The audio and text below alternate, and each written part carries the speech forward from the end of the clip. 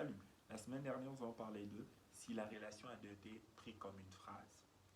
Et comme nous pouvons le savoir, une phrase est composée du sujet, du verbe et du complément.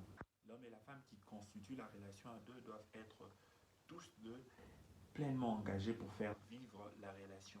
Il est vrai que la personne qui initie la relation doit se donner à fond pour cette relation-là, mais puis après, il faudrait à l'autre de manifester son intérêt. Au cas contraire, celui qui initie la relation pourrait se détacher. Si jamais vous tenez à la relation, alors marquez à un moment donné, après un temps donné, votre intérêt pour cette relation-là.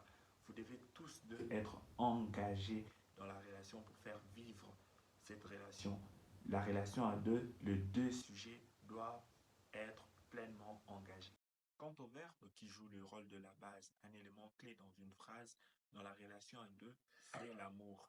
Rien ne doit surpasser l'amour dans la relation à deux, même pas les intérêts.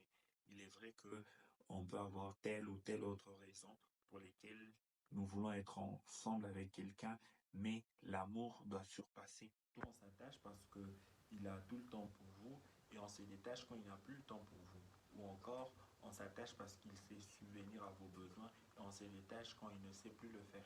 Peut-être pas aujourd'hui ou encore demain, mais un jour, vous vous rendrez compte que rien ne devrait surpasser l'amour dans une relation à deux. Complément. Il y en aurait plusieurs dans la relation à deux, entre autres le respect. Votre sens du respect gardera l'autre toujours près de vous. Mais quant au manque du respect, il vous ravira même la personne que vous aimez tant. Et surtout le manque de respect en public. Après le conseil de ses proches, il vous lâchera. Peu importe l'amour qu'il porte pour vous, si ce manque de respect est continu, ses proches vont le pousser à vous lâcher. La responsabilité.